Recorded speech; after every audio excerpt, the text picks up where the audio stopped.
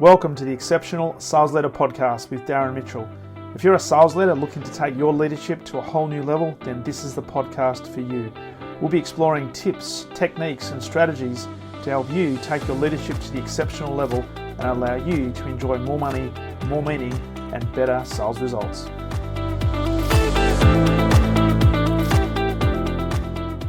G'day, welcome back. Darren Mitchell here, and you're listening to another brand new episode of the Exceptional Sales Leader Podcast, coming to you from the Macedon Ranges on this Friday, the 23rd of February 2024.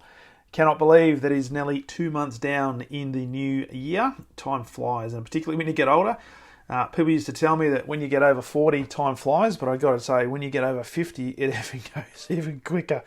So, God, life goes so quickly. So there's so much to do, and appears so little time to get it done. So wherever you happen to be listening to this particular episode in the world, I trust you've had a fantastic week. I trust you've made every single post a winner, and I also trust that your team has actually made some inroads into the opportunities that they are working on. That will bear fruit either next week, in 2 weeks' time, or next month, or in a couple of months' time, because it's all about making those investments and continuing to create the seeds to be harvested in 1 or 2 months, maybe 3 months' time.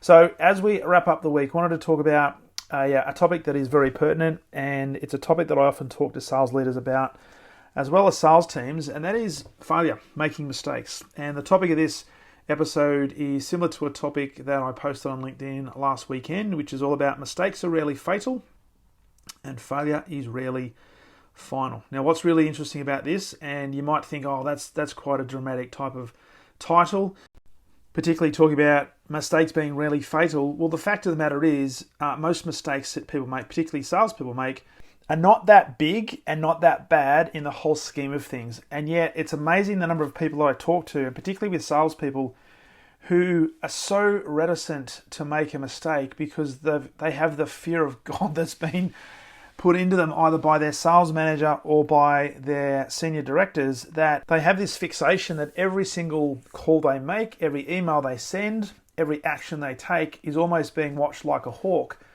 And they have this belief that they have to get it right and they're not allowed to make mistakes. And it's absolutely fascinating that they go out of their way to avoid getting things wrong, making mistakes, and in many cases don't take any action whatsoever because they've got the fear of any retribution, so they don't take any chance at all.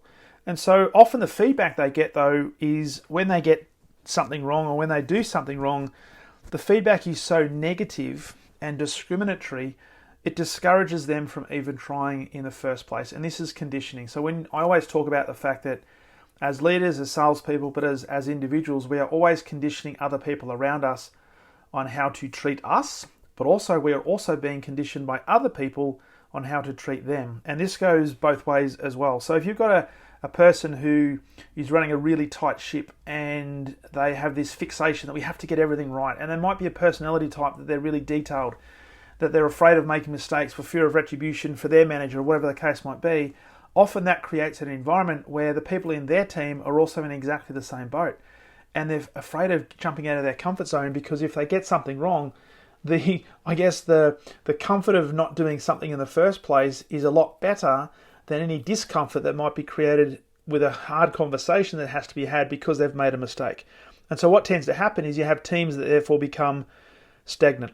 And it's not a great environment to operate in, and it's not a great environment to lead in. It means that it stifles growth, it stifles development, and ultimately it stifles results. And here's the thing, when people look at a lack of results, they then equate that in many cases to a level of failure. Now, it's very easy for senior executives to sit behind their desks, look at spreadsheets and say this team is not performing, and yet try to rule the organisation with an iron fist and wonder why we're not actually making progress. And from personal experience, I have worked in environments where this has been the case, where you've had a senior leader who had responsibility over a division of an organisation, and hence within that division you had the sales force and all the sales leaders and obviously the sales teams. But they had never been in sales themselves. And I'm not saying that's a bad thing, because I know that there are a number of great executives who can run very, very efficient, very, very successful and highly engaged teams, and they have had no experience in sales whatsoever. So this comes down to an approach and an attitude. And the whole point of this particular episode is to try to instill within you that if you're a sales leader or a salesperson aspiring to be a sales leader, you've got to actually create the environment where mistakes are actually commonplace. They are actually encouraged. They are not discriminated against. They're not used as a stick to try and beat people down, to try and criticize. They are used as stepping stones to develop and get better, to hopefully improve our results and create sustainability. But I've been in many organizations and in many teams where that wasn't the case, where it was almost like, well, we have such the perfect product, we have such the perfect process, and we therefore have, in our own eyes, the perfect customers. And when that didn't eventuate, it was literally like a Spanish Inquisition to say, what the hell was going on? Why isn't this customer doing business? And they were looking for scapegoats. They were looking for people to blame as to why these customers did not come on board. And they never contemplated the fact that perhaps we were talking to the wrong customers, or the customers didn't have any compelling reason to actually make a purchase or make any changes to their existing services, or there was no budget, or there's a whole host of other reasons. But these executives would simply look at the fact that these customers didn't come on board. They saw mistakes being made, and it was all about criticality and condemnation, and it was a negative environment. Not great. Now, I have lived through that, and I've seen others live through that, and even I see it today in 2023 and 2024.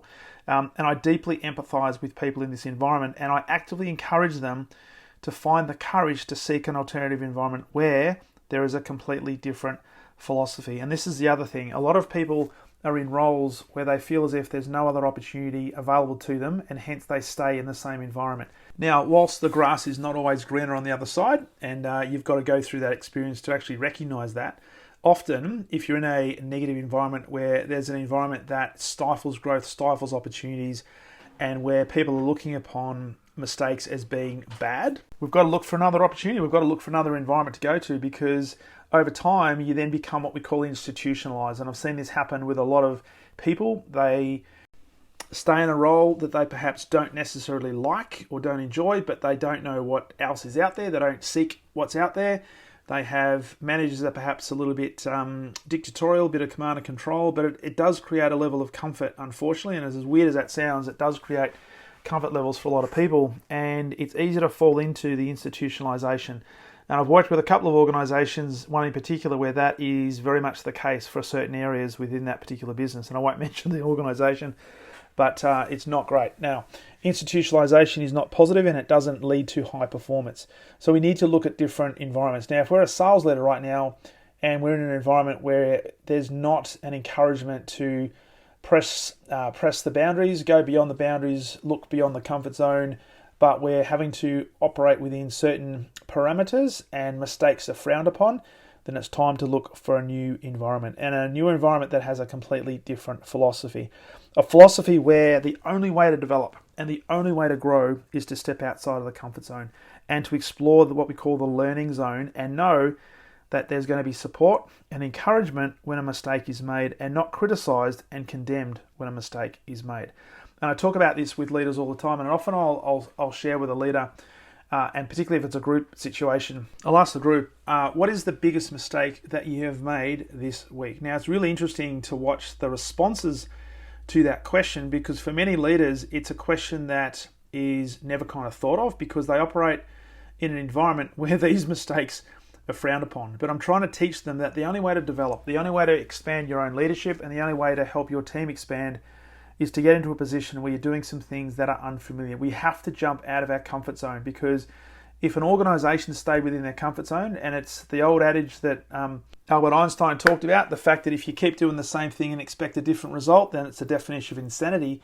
I also like to think about if you keep doing the same things that you've always done, you'll keep getting the same results that you've always got. Now, if you think about sales, we are always under the I guess the expectation and the pressure to continue to move forward and develop new frontiers, and to increase growth rates, and to increase revenue and sales. So I don't know a sales team on the planet that has had a negative growth target given to them year upon year. There's always an upward trajectory, and sometimes that upward trajectory is very unrealistic when you look at it at the start of the year. So it means that we have to jump out of our comfort zone. So we can't be doing the same things this year as we did last year and expect significantly better and different results. So it presupposes we have to jump out of our comfort zone. And this is what we need to get leaders to do more and more and more.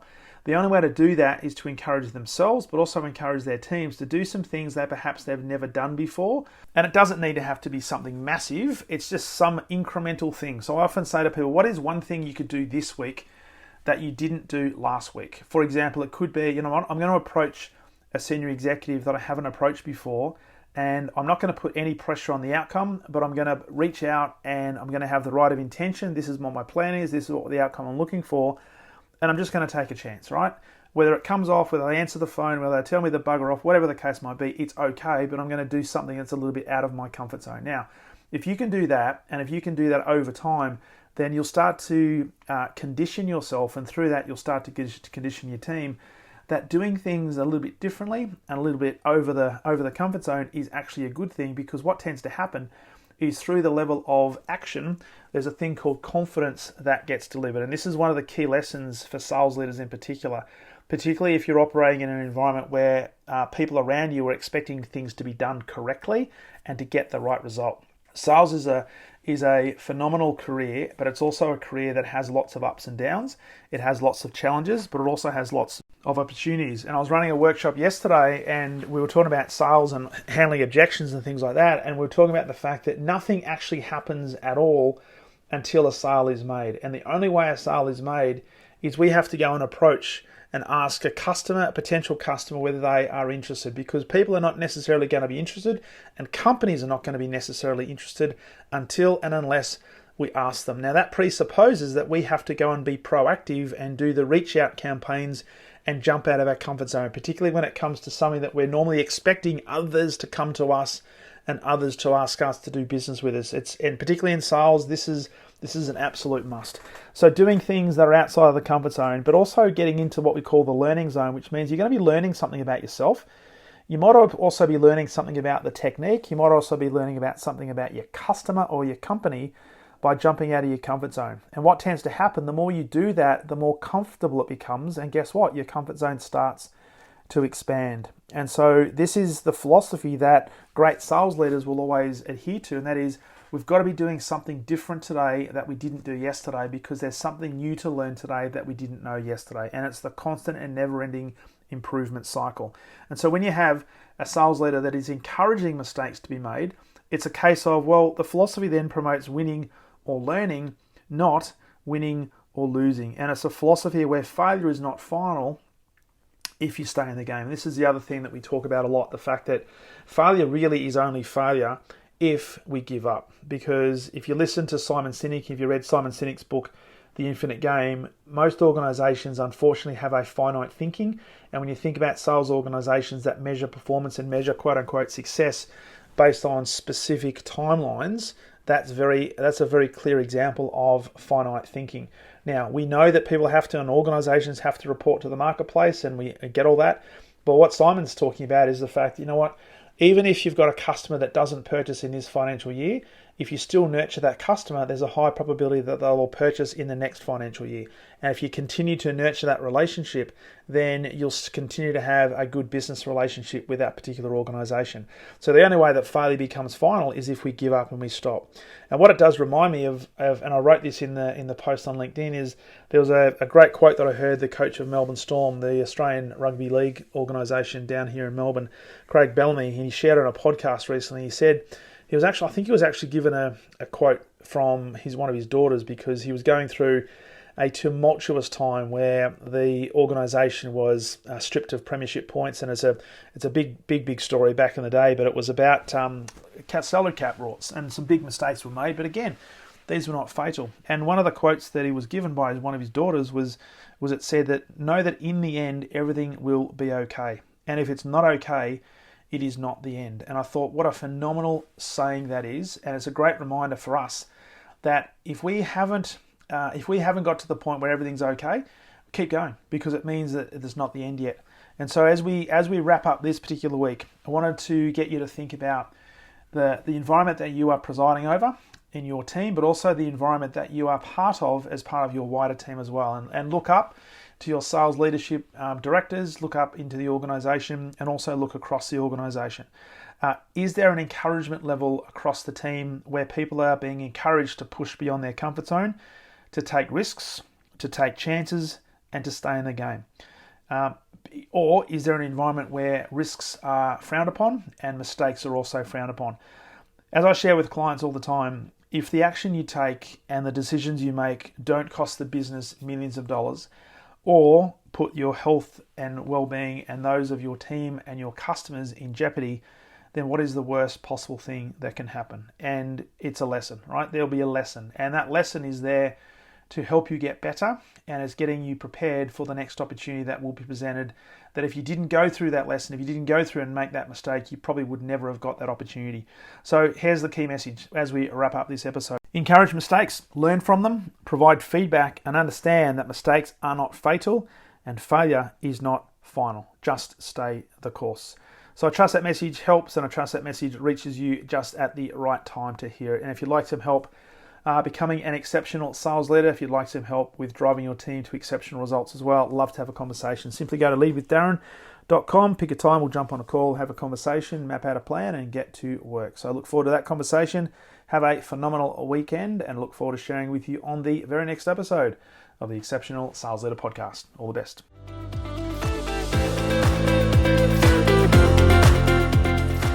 Thank you for listening to the Exceptional Sales Leader Podcast. I trust the information in this episode has been helpful in your journey towards becoming exceptional.